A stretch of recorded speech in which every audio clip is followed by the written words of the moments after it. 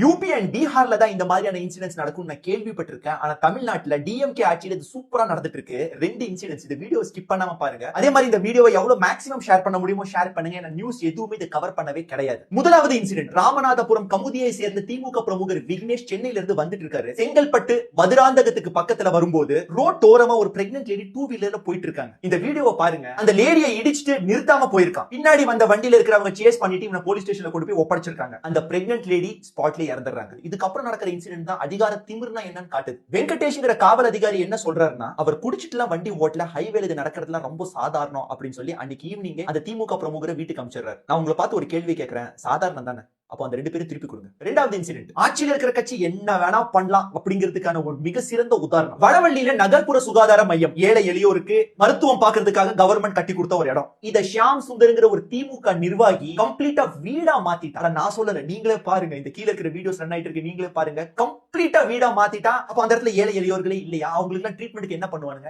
உங்களெல்லாம் நம்பிதாடா கவர்மெண்ட் இப்படி கொடுக்குது. நான் டிஎம்கேவை பார்த்து கேட்கிறேன், இதெல்லாம் கேவலமா இல்லையா? இந்த மாதிரியான இன்சிடென்ட்ஸ் எந்த மெயின் ஸ்ட்ரீம் மீடியாவும் கவர் பண்ண கிடையாது. மூடி மறைச்சிட்டு இருக்கீங்க. ஏற்கனவே மக்களுக்கு உங்க மேல நம்பிக்கை சுத்தமா கிடையாது. இந்த மாதிரியான இன்சிடென்ட்ஸ் அதை இன்னுமே கூட்டுது. டிஎம்கே அதிகார திமிரு இருக்கிறதுனால தான் இந்த மாதிரி ஒண்ணுமே இல்லாத அல்ல கைகள்லாம் கெத்து காமிச்சு சுத்திட்டு இருக்குதுங்க. ஒண்ணு இந்த நாய்களுக்கு அகைன்ஸ்ட் ஆக்ஷன்ஸ் எடுங்க, இல்லனா வர எலெக்ஷன்ஸ்ல நாங்க ஆக்ஷன் எடுப்போம்.